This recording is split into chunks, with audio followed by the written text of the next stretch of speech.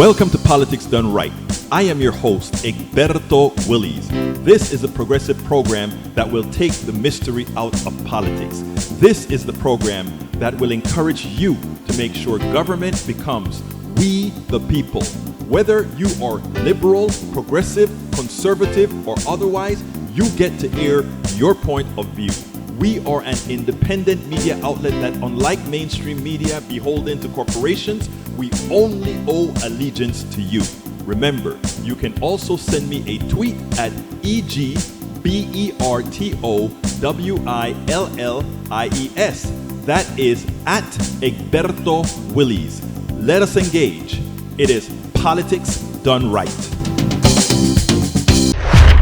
Welcome to Politics Done Right from the studios of KPFT 90.1 FM, Houston, your community radio station. We have a great program for you today.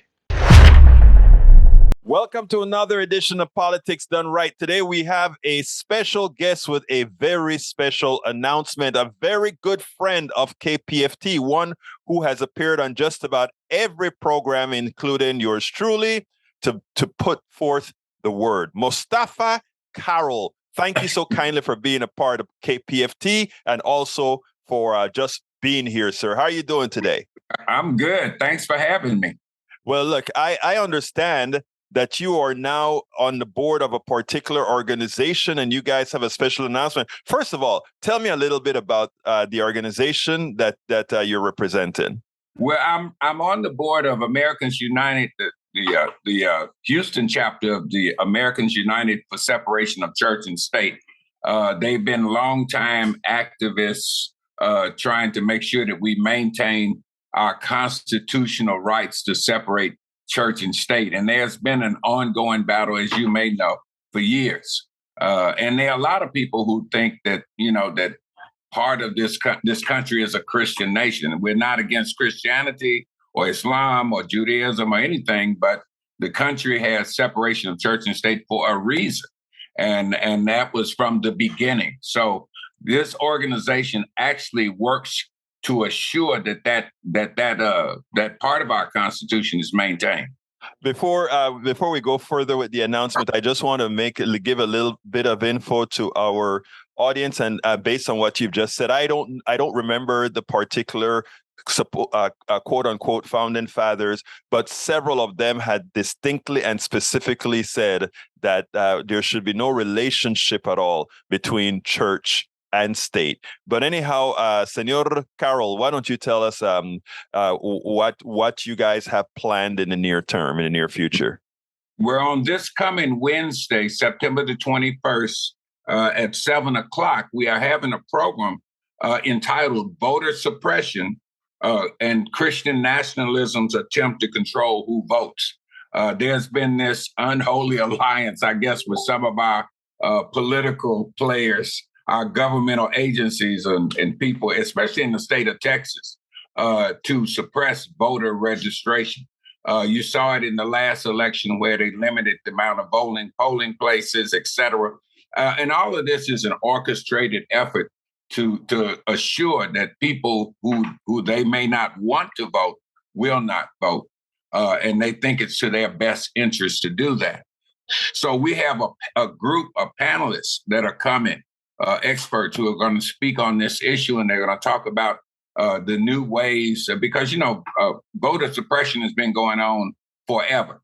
It used to be even more violent. If you look at our history, I did a program not too long ago on the history of voting, and all the way back from the time that voting started, we've had a hard history about suppressing the vote to the point that there have just been multiple murders back in the 1600s, the 1700s, the 1800s, and even up until the 1900s. We had lots of violence to stop people from voting. And one of my issues that I tell people, I said, if people will kill you, because you vote, it must have something to it.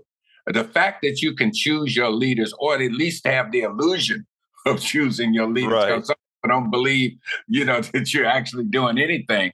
But people who do vote and that may be on the other side. Those people get what they want. It's not, I would never tell anyone that voting is the be all and end all. I don't believe that. But I believe that it's just one thing that we can do. I don't think that it's something that's going to fix everything. But we have new techniques. People are now getting very creative in how they suppress the vote. And this is important for us to know about that. Now, Mustafaa, how can people get involved? First of all, how can people get involved with this specific event that you're having on the 21st, I believe? Right. They can go to auhouston.org and click on that and go to the events link. And there's a link in there that says register here. That's all you have to do. It's going to be by Zoom. So that'll make it easy for people to attend. And that's all you have to do. Just let me get the website correct. It's auhouston.org, or they can actually go to our Facebook, which is the same thing, AU Houston, and click on that, and you can register on Facebook. But the website is auhouston.org. Go to the event. There's a link there that says register here, and look up. It'll be in the events section, and it'll say voter suppression, Christian nationalism's attempt to control who votes. I will make sure to include that link in the blog, the accompanying blog of this interview. Now, I imagine you're going to have replays of that session for people later on as well. Yes, absolutely. Yes, there will be a replay of the session, or you'll be able to replay it after. It's going to be recorded. So we really encourage people to attend. We already have there's been a good sign up of, I'm thinking, close to 100 so far. Right. So please, we want people to be educated in terms of some of the new nuances to voter suppression now. And the important thing is for them to just, go to our website and sign in and please attend. It is so important, folks. So please listen. You see why we have Mustafaa Carroll here? Because again, this, especially in these times, it's in 2 months that are less than 2 months that we have an election. We have to know all the tricks, etc. And most importantly, I'm glad you guys are doing this more than 30 days before the election, because that is generally the cutoff period for making sure that you are registered to vote. So go ahead. Don't just register, go and vote. I mean, we get people registered. I've been doing that for the last 30 years. But going to vote, I don't care what they're doing. If they just have one polling place and we have to stand in line, we should go vote. Early voting is always much easier. So, I don't miss voting. I don't wait till the day of to vote. I vote early. The first day that early voting is there, I'm voting. And I'm going to vote until I die, God willing, because, too many people died for us to have that right. Exactly. And when people say it doesn't matter, it bothers me. Too many folks put their lives out there and died. I mean, I wish I could just show everybody how many folks died just to get us the right to vote. So as long as I'm living, I'm going to vote. Any closing words, Mustafaa? Yes, please attend this. It's a very important program. I think that people will get a lot from it. They'll learn a lot. They'll be educated. And again, we're not against anybody's religion, but this is an attempt to limit the amount of folks who vote, or the people who they see not, who they would not like to see vote. And I think it's important for us to understand that these types of things have been going on forever. It's just getting more sophisticated now. Mustafaa Carroll, community activist, friend of KPFT, friend of the world. Thank you so kindly for having been on Politics Done Right. All right. Thank you, Egberto. Historian Michael Blayshloff has some prescient words that I think we should heed. I mean, let's go ahead and play them, and then we'll take it on the other side. When Democrats start talking about abortion, Republicans need to have something to say, and so far they do not. Now, one of the big races left, though, is this coming Tuesday in Wyoming, and this was Liz Cheney's closing message in an ad. If we do not condemn these lies, if we do not hold those responsible to account, we will be excusing this conduct, and it will become a feature of all elections. America will never be the same. So, Michael, she is so far behind, but she may well have national aspirations. She could be setting the stage. She's raising a lot of money from Democrats. As much as they disagree with her on social issues, they are so impressed with the way she has co-led this committee, the January 6th committee. All true, and not impossible that she might run someday third party for president of the United States, maybe in 24. We're guessing here. But I think the thing is that you'd expect an historian to say this, so I apologize in advance, but 20 years from now, look back on the midterms of 2022, what was at stake was not so much some of the things that we hear about, but whether this turned out to be a democracy or not, with rule of law and elections where the real winner is the one who takes office, not the loser who is declared the winner. Those things are open questions right now. So all I would say is there was once a slogan, this time, this fall, vote like your life really depended on it. It really does. Absolutely. So vote like your lives depend on it, because it actually does. Now, when we take a look at Liz Cheney or any one of the very conservative Republicans that came out of that came out of the Trump what would we call paranoia, or the Trump indoctrination, I think we got to give them kudos. I think we have to give them kudos. But what Beschloss is saying here is something that I believe, but not only something that I believe, but something I think will have a material effect, not only on 2022, but on 2024. Because ultimately speaking, the majority of Americans, while they may have their prejudices, while they may have their concerns, while they may have their ideologies, there's one thing most of us like to believe, that we are different than many others, that we are a democracy, and there is a good chance that when many go into that booth, unlike what they did in 2020, when it was almost a protest vote to elect Donald Trump. Well, I should start in 2016, when it was almost a protest vote, the amount of votes he got, but that in 2020 he got that many. That fever, I think, is breaking. Why?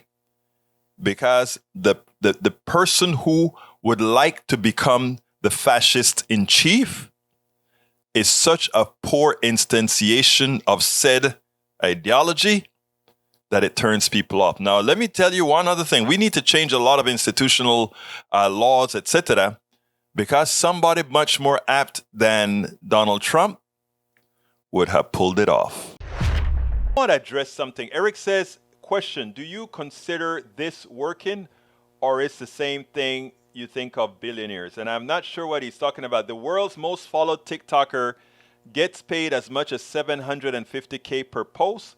But to reach his greatest business goal, Kabi Lame is binge watching American cartoons. If I consider that working, no. Did you expect me to say yes? That's a capitalist system that he's in as well, right? Let me give an example, okay? And this is what I'm trying to talk about. This guy goes out there and he gets people to do all kind of skits in the streets. He puts it on TikTok. TikTok gives him a lot of coverage because a lot of people gravitate to that kind of crap, right? Okay, that's fine.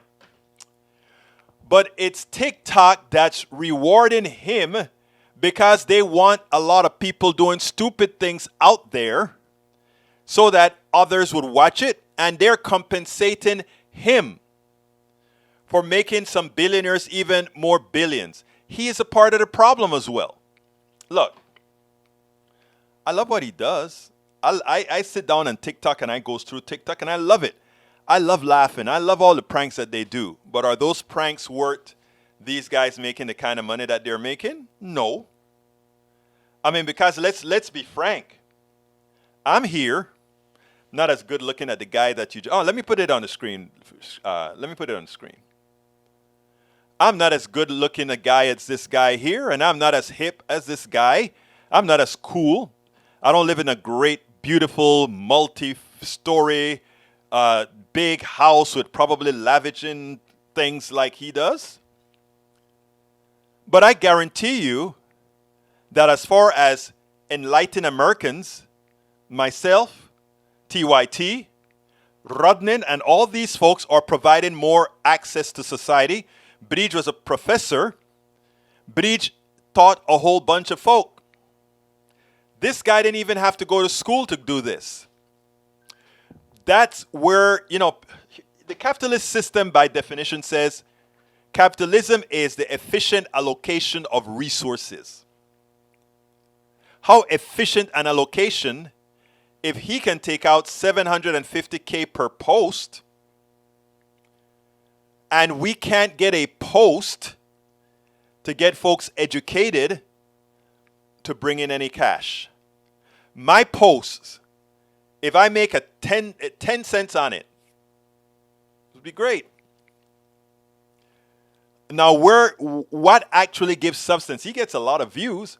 And in his views, you know what else he gets? He gets to promote Exxon and all these other big corporations. So that's what he's paid for. He's paid to screw us all up. Well, we pay Exxon to pay him to screw us all up. And that's what I said. Capitalism, by definition, claims it is the efficient allocation of resources. My contention is that Bridge MCP as a teacher, Michael Rodnin in the profession that he's, all of them are more important to society. Norman Reynolds as an engineer, Roberto Lewis as an engineer, Yvette Avery as a union specialist and a UPS worker. They are all more important to society than this guy. But this guy is a tool of capitalism. And he will be rewarded because he's willing to go out there and do that job. Oh, my brother Bruce on the MRI. How was the MRI? You got to give me a call and let me know. Give me an update, Bruce. Right now I'm having some severe blood pressure problems that it's still super high and they're trying to control it. They just gave me another medication. It's my fault. Went ahead and while I was in Washington, D.C., didn't exercise and gained some weight. My fault. But I got to get it down, so I have to take some weight off real quick. Went from 198 or something to 220. I got to get rid of that. 223, actually, what I found out yesterday at the doctor's office. So I got to get that 25 pounds off. But here's the deal. That is a good one that you brought, Eric. I love it because you give me a chance to prove a point. The CEO also is no different than this guy. The CEO just goes ahead and plays with people to maximize his personal income and the income of the shareholders. No different than what this guy does. So I hope you get it. Anyway, it's about that time for me to try to, since I can't make $750K on my post, I'm going to ask all of you to support me how you can to keep doing the necessary work that we need to do, as opposed to a guy like this who's making $750K, not per post. Per post. And I swear to you, this is an envy. I don't mind rich people who work for what they have. I mind rich folks who don't do a thing. Especially, when I work 16 hours a day, 7 days a week. Few days I've been getting 8 hours of sleep to try to help myself calm down. But you guys get what I mean. And it really irks you that there are people starving. There are women going to work every day to be a secretary, to be even a doctor, whatever, and they're not making that kind of cash, and they're providing so much for society. But it is our economic system that claims to be an efficient allocation of resources, look up the definition of capitalism, that is really a poor example. And he's just one of thousands of examples, right? That's all. Thousands of examples. But anyhow, folks, I love you, Breach. Yeah, I know it's also stress. You're right, baby. All right, so let's see what else we got here. Before I go for my ass. Saludos, mi gente. Roberto, great topic. Elaborate on what enterprise economic system and capitalism. I will, Lou. Let me go ahead and play my ask. Let's see. Well, I hope the PDR posse can get behind decent non-MAGA Republicans. Guess what? You present me a decent non-MAGA Republican in a conservative area, he can come on my show and I will verbally support him. But you heard the requirements. Let me go ahead and play my ask, and then I'll be right back. Please get one of my several books out there. As I see it, Class Warfare, the only resort to right-wing doom, for a contribution of $120. It's worth it. How to talk to your right-wing relatives, friends, and neighbors for a contribution of $120. How to make America utopia. Take away the economy from those who rigged it, for a pledge of $120. Get any two of those books for $200, any three of those books for $250. The contributions for my books go directly to support our station, KPFT 90.1 FM. Alternatively, folks, please get your basic KPFT only membership for $40, a Pacifica only membership for $25, or choose from one of our many other gifts for your contribution. Just go to kpft.org. Choose Politics Done Right for the program and select an option either for our books or something else to support the station. It is definitely worth it. Welcome to one more edition of Politics Done Right. Today we are speaking to somebody who has gone into the lion's dens. Louie Gohmert's District 1 in Texas, a decidedly red district. But you know what we've said over at Politics Done Right? It does not happen until it does.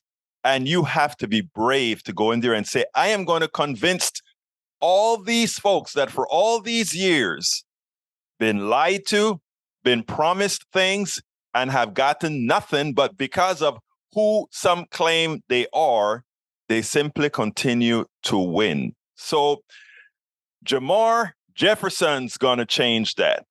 Jrmar Jefferson wants to change that. Welcome to Politics Done Right, Jrmar Jefferson. How are you doing this morning?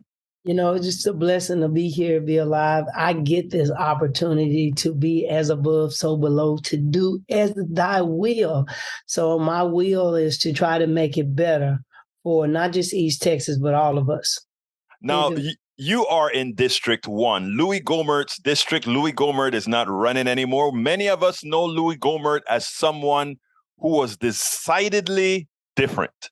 Now, why did you decide that you were going to attempt to win in Louie Gohmert's district, which wasn't built for, to put it bluntly, for you? Well, the entire system wasn't built for us. So we'll start back so we know how to overcome, because we're overcomers. This is my 13th campaign. I've been out in California running against the system, and I'm a proud Democrat, but we have a lot of problems in our own party with the division.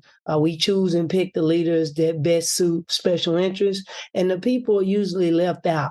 So I got into politics because my father is one of the longest serving persons on death row in Texas history. His name is Delmer Banks Jr. And in 2012, when the Supreme Court remanded his case back, I couldn't understand why my father had to take a plea deal because he was denied a new trial. So I ended up going back to school to be a teacher, and I never voted until I was 33, 34. I'm 41 right now. And for the last 8 years, I've been in politics nonstop, just indulging myself in losing and learning. And I've been going to everything. So my cousin died last year here in Dallas. He froze to death under the failed administration of Greg Abbott and the failed leadership of Senator Ted Cruz not securing funding to fix the power grid, and their refusal to plug into a system that's more reliable than our own. He froze to death, and they took him to the morgue instead of to the hospital, and it broke my heart because I'm a twin. And my mom said, you should come back home because there's no one like you in Texas, and you need to help the people where you grew up from. And I was like, no, Mom, this is my third time running for Congress in California. I'm finna be omni-bearer. They just redistricted him and took him halfway out of his district. I'm ready. Jefferson for Congress. But when that happened, I looked at it. I said, this is a tough district to win. But as I looked at the numbers, and I remember what happened in 1965 with Lyndon B. Johnson calling us the N-word every time he took a breath.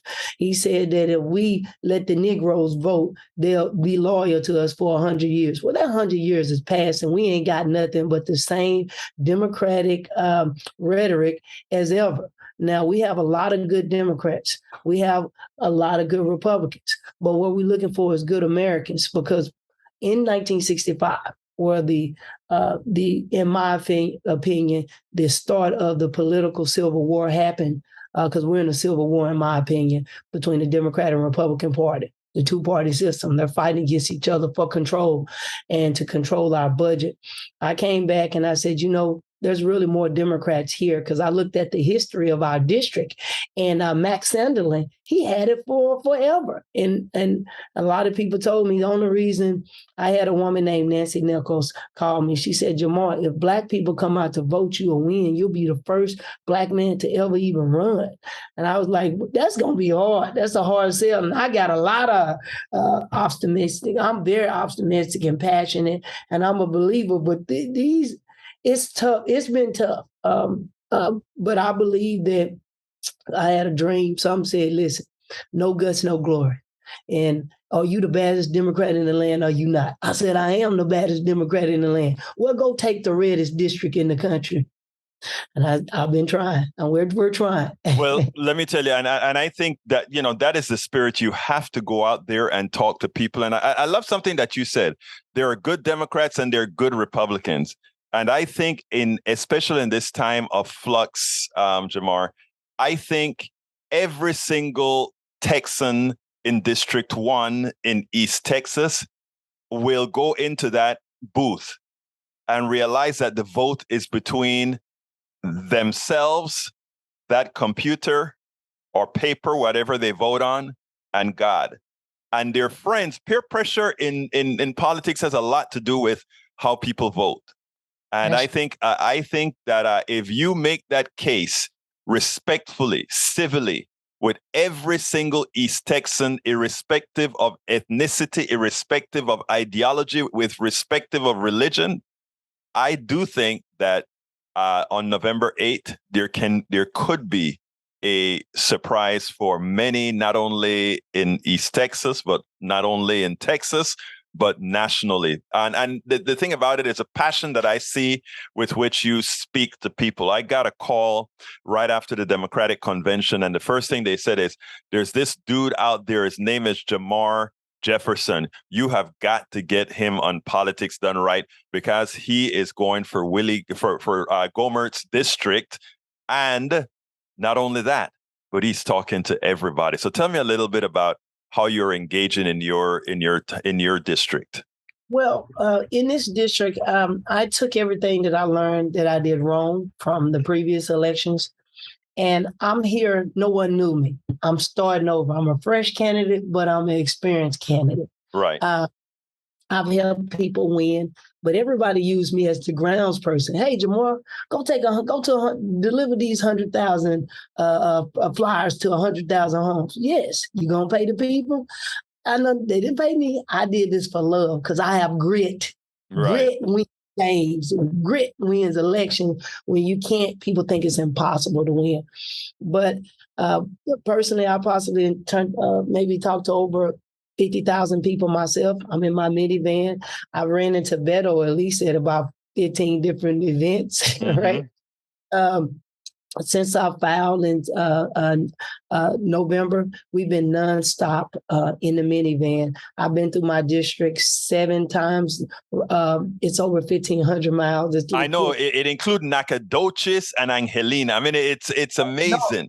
No, they moved when they did the illegal redistricting, right? To our vote and to defraud the census of proportional representation. Right. They moved Nacogdoches and Lufkin out and put Texas County in. So I thought when I came back, I'll be running against Pat Ballard. Right? He was picked out of a straw, right? They literally picked him out of a straw because I admire what the Republicans do. They don't battle each other like that. Right. They get behind one person, and if any other Republican want to jump in, you on your own. We're gonna see if you can take out Goliath, David. And so essentially, just talking to people.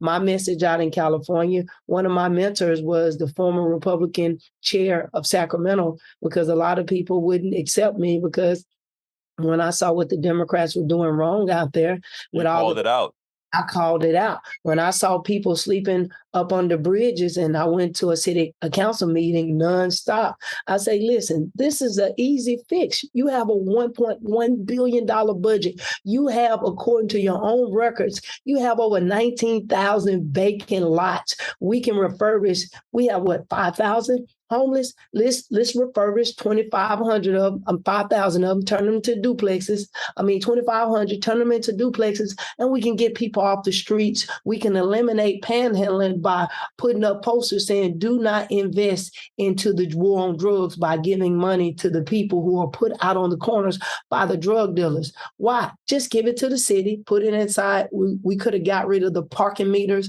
and tell people to make your donation there. And that way we could have opened up what I'm saying, feed the people programs, to where the cities should be buying restaurants so that any American who is hungry can go in with dignity and get a meal 3 times a day. There's a better way to do this, but we're not doing politics right because special interests have hijacked the system the same way they came and stole this land. So it's a mentality. No, it's funny that you use the word they are not doing politics right, because now you are on the program called Politics Done Right.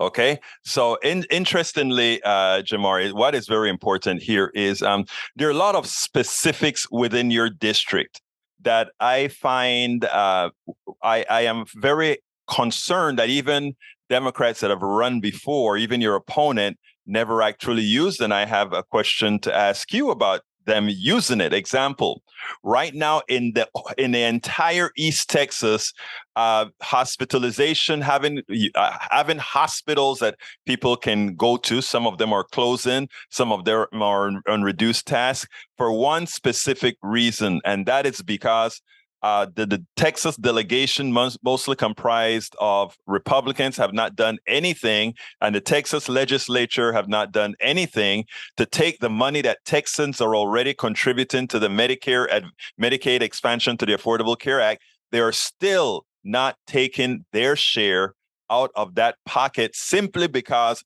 they don't want to claim they're using the Affordable Care Act. Just because.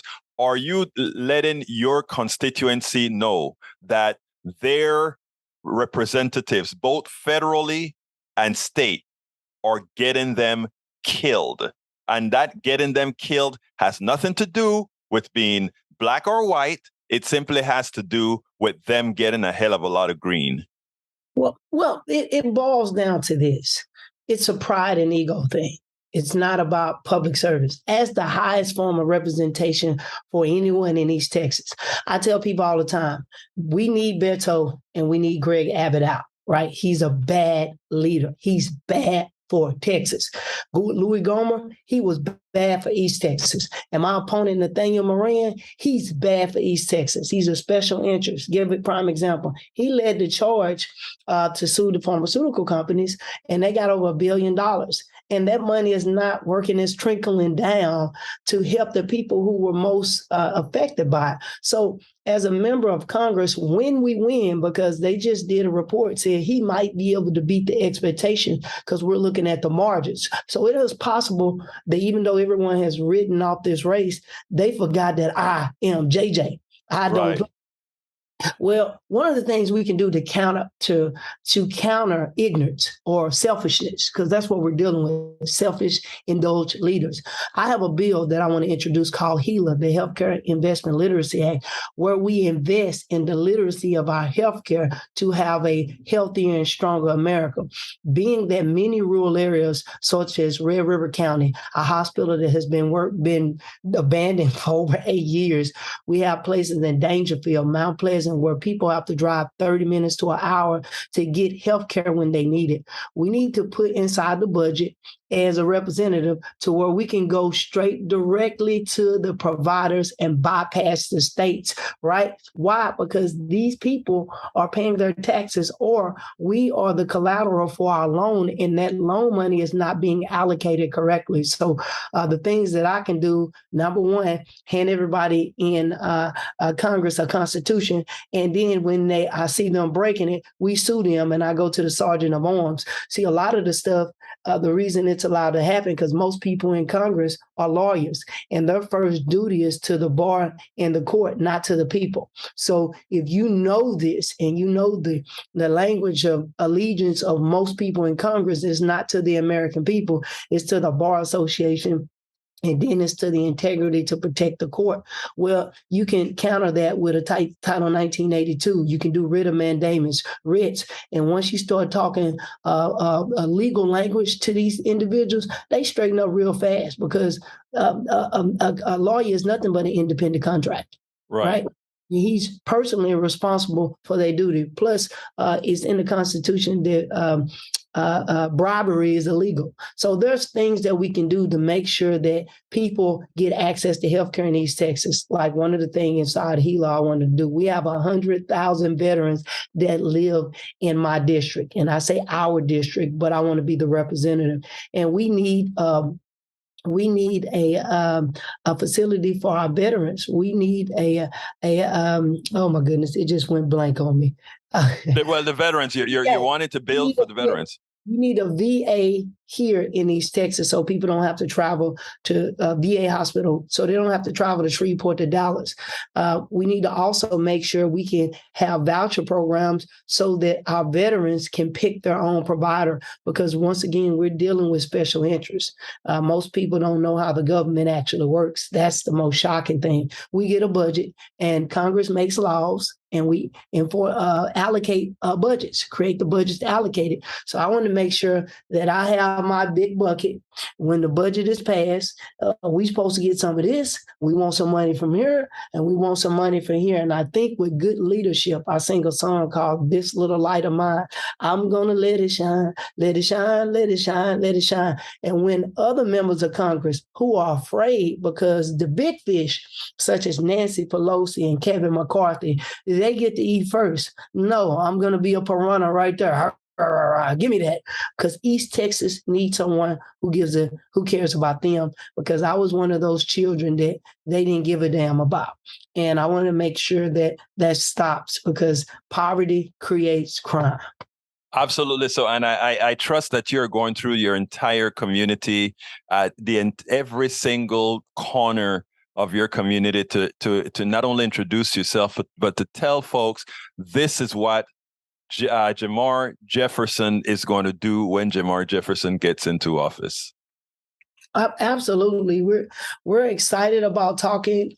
People are saying that I've talked to more people than other candidates combined. Right now, we're going through 100 cities. We got JJ's driving to East Texas. Oh, yeah. So we're setting it up right now, starting on, we had to post it back. We had to push everything back to give me a couple of days because I had a hate crime happen to me, and it affected me. But, I'm not going to lay hate. Stop. What? Please let me know what happened. So as we was doing our drive, we had an event in Longview. It was great. We had to be in Carthage at 6 o'clock. So we were gassing up at 12 o'clock in Longview, Texas to go to Carthage. And as I was at the Sam's Club, which I'm a member of, have been for a while, I was getting gas and my card would not work. So I was sliding my card and I went and knocked on the door of the gas person attendant. And I said, hey, my card's not working. Could you give me a courtesy slide? Because they do that. And they said, yeah. He said, I know you. You JJ? I said, yeah. He said, man, how do I register to vote? I want to vote for you, man. I'm excited. I've been seeing your signs up everywhere. I said, well, what are your concerns? And we're walking to the gas pump. So while he's doing this, there's a fellow American who has to be a European descent, 65 plus older. He's just looking at me like this. Right. So I'm a nice person. I nodded at him and I said, well, how you doing, sir? And he did like this and I just left it alone. And so the young man said, how can I vote? I said, well, we got an event. Let me get your number. And I reached in to get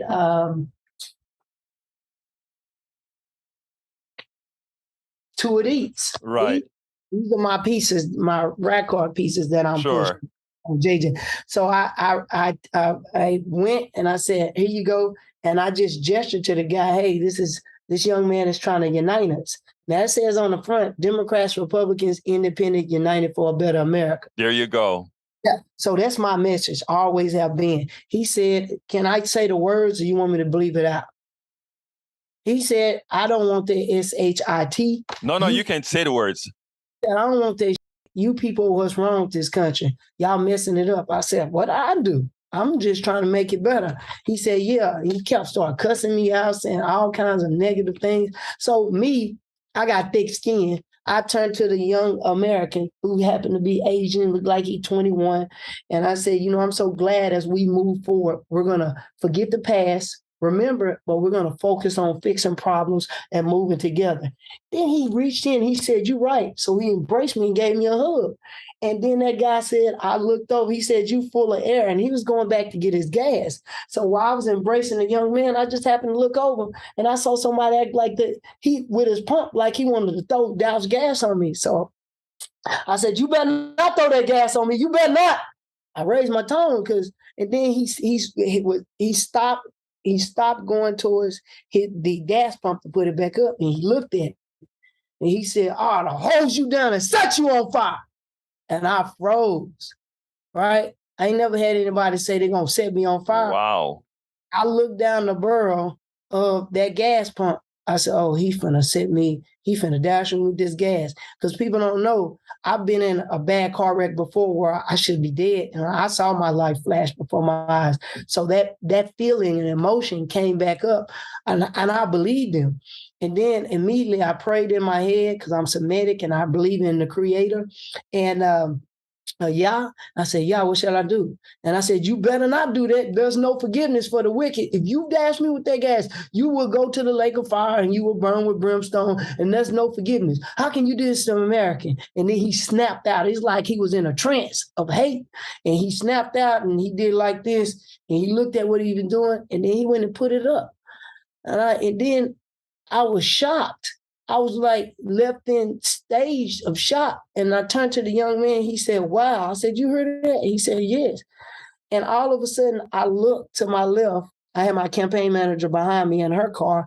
And it was older African-American lady in a red Cadillac.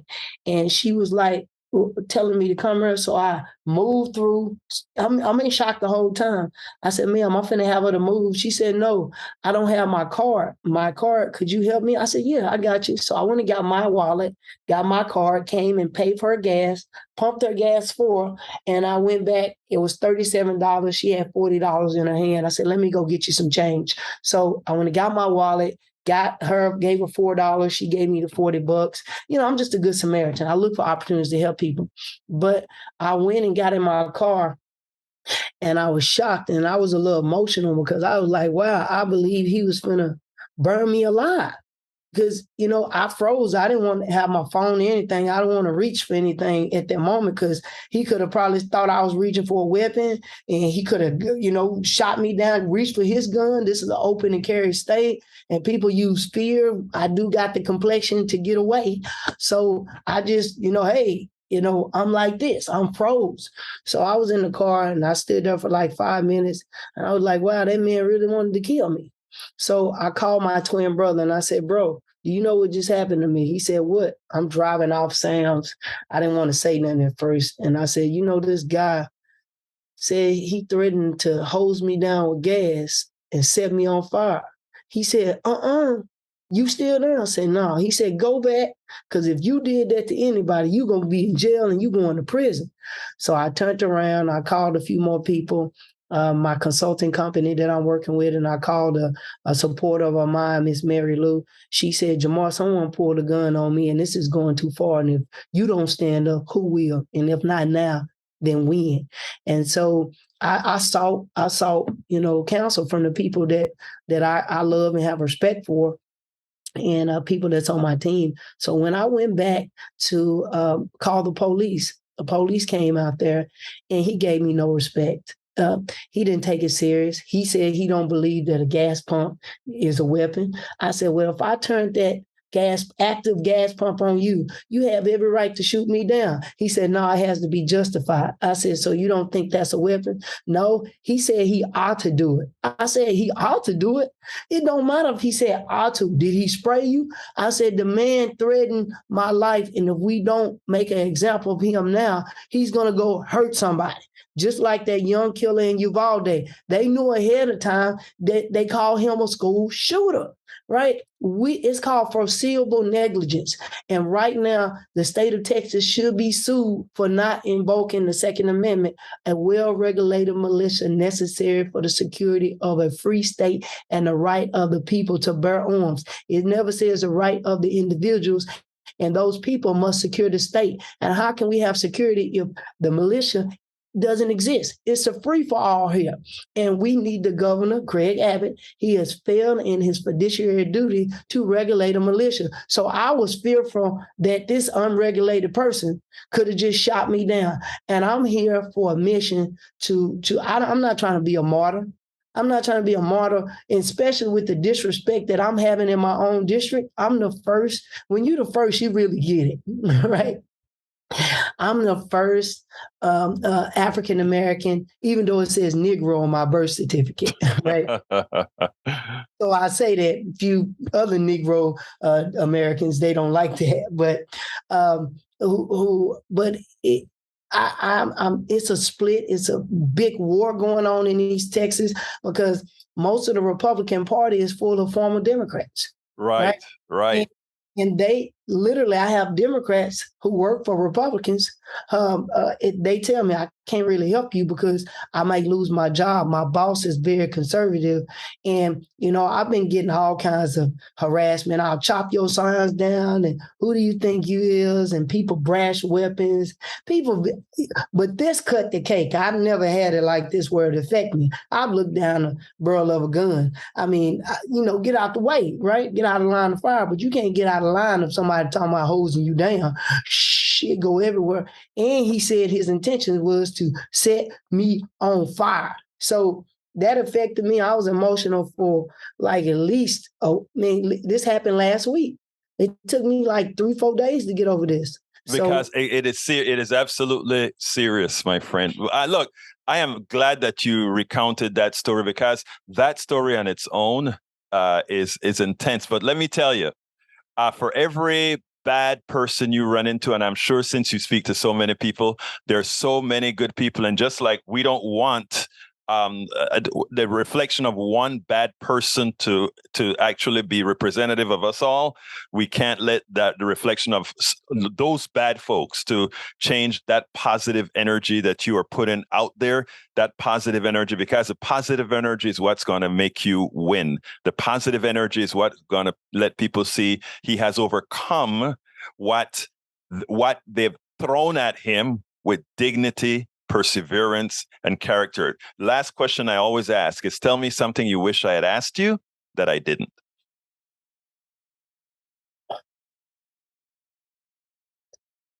Ask me, why am I doing this? Mr. Jrmar Jefferson, why are you running for Congress in District 1, a district once controlled by Louie Gohmert, and we know who he is? Well, my father, once again, he's in prison. I actually found out who the killer was, and they knew about it. And when I was a child, no one came to my high school, and told me to register to vote. Nobody told me that you can be anything. You're going to be just like your father, a murderer in prison.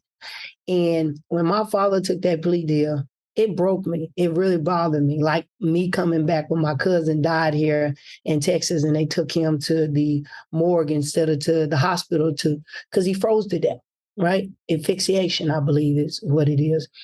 But I came back home because I left to figure out how to come back home to become somebody, like in that movie Leonidas, when he left as a boy, when he came back to Spartan King. Hail to the king, 300, woo, woo, you know what they did in the movie. Right. So I feel like that moment, coming here, overcoming all the obstacles, even though he sacrificed himself for the people, which I'm more than willing to do. I just want to make sure that the future is for all of us, not just some of us. It's a saying that 85% of the people are followers, 10% are creators and 5% are observers. I just happen to be all three. I'm a follower, I'm a creator, and I'm an observer. But the 10% get mad at the 5%, which I'm in, and because they feel like we're going to mess it up for them. I tell people sustainability is what George Washington was talking about. The virtue of America is the economy.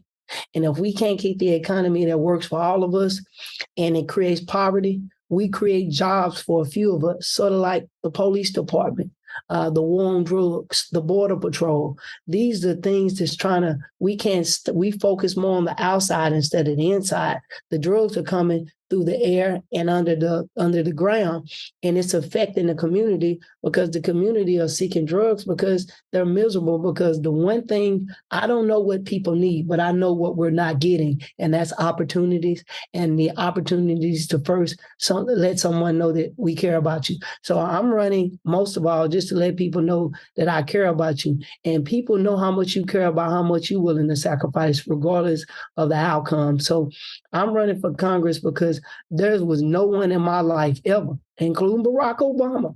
I mean, he was a great president, but the Affordable Care Act, I'm in the middle, right? So there was nothing that directly benefited my generation. So if you're 45 to 25, I mean, we have to build for the future because right now Social Security will be insolvent in the 2030s. Before 2040. And there will be nothing left from us. Most of the older people right now who do own the properties, who have sold them now to foreigners, we have to rent the American dream. That's the reason we need home ownership programs to where people my age can have the dignity of owning, or at least subconsciously thinking you own, because we own nothing. Right. Or at least have a stability. I'm huge on stability. Our children feel safe. We should have resources following our children home so that if they are in a marginalized community, that we can send resources home because poor people pay more taxes than rich people. This is proven. Right? Because rich people, they go to the state of Delaware and they operate in a trust, and it's three different Americas. It's the trust people operate, the corporate people, and it's the rest of us, the tax slaves, the obligees. And so essentially, I just want to make sure that I do my part to build that bridge to the future so we can make it better. Jrmar Jefferson, Democratic candidate for District 1 to replace Louie Gohmert. I think you are an impressive young man, and I wish you all the luck. And I tell you what, bring it home to the people. Bring it home for your entire district. Thank you so kindly for having been on Politics Done Right. I know this may be a shameful plug, but can I say this? I would like for everybody to follow me. Go to my website on jeffersonforcongress.com. It has been very difficult trying to get other congressional candidates to support candidates, even those that are in winning seats, like Jasmine Crockett, Mark Veazey, Sheila Jackson Lee, and we've only raised about $21,000. I had to invest a lot of my own money. I gave my last $65,000 that I had because I believe in this, and we need to raise funds because I believe we can win this race. So if people can go hit that Act Blue at jeffersonforcongress.com, or if you would like to mail a check at 510 East Loop 281 Suite B 746 Longview, Texas 75605. All donations are appreciated. The max that you can give is $2,900, or at least send $5. I'm appreciative because a mailer costs 62 cents, and we are targeting 150,000 homes.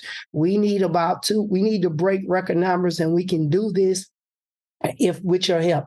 We're going to win, but we're going to win in last minute. So the help is going to come at the end. We're building a historic campaign here to set us up for the future, so that we can get people with common sense back in leadership. So thank you so much. Jrmar Jefferson, from your mouth to America. Thank you so kindly for having been on Politics Done Right. Thank you so much. Y'all favor you all. You can listen and or watch Politics Done Right Mondays through Fridays on Facebook Live at facebook.com/Politics Done Right, or on YouTube Live at politicsdoneright.com/YouTube. Please do not forget to follow me on Twitter for updates. My Twitter handle is @EgbertoWillies, @EgbertoWillies.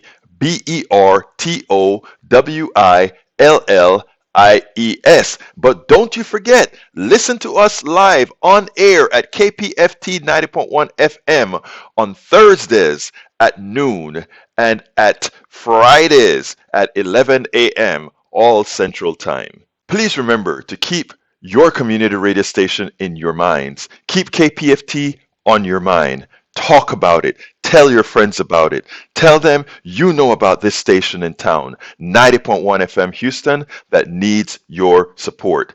That is there to provide that nourishment that we need. KPFT 90.1 FM Houston. Well, folks, that's it for today. You know how I'm going to end this baby. My name is Egberto Willies. This is Politics Done Right. And you know how I end this baby. I am what? Out!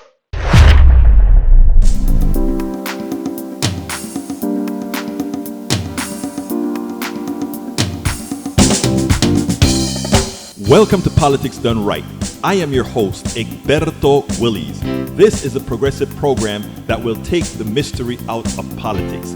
This is the program that will encourage you to make sure government becomes we the people. Whether you are liberal, progressive, conservative, or otherwise, you get to air your point of view. We are an independent media outlet that, unlike mainstream media beholden to corporations, we only owe allegiance to you. Remember, you can also send me a tweet at EgbertoWillies. That is at Egberto Willies. Let us engage. It is Politics Done Right.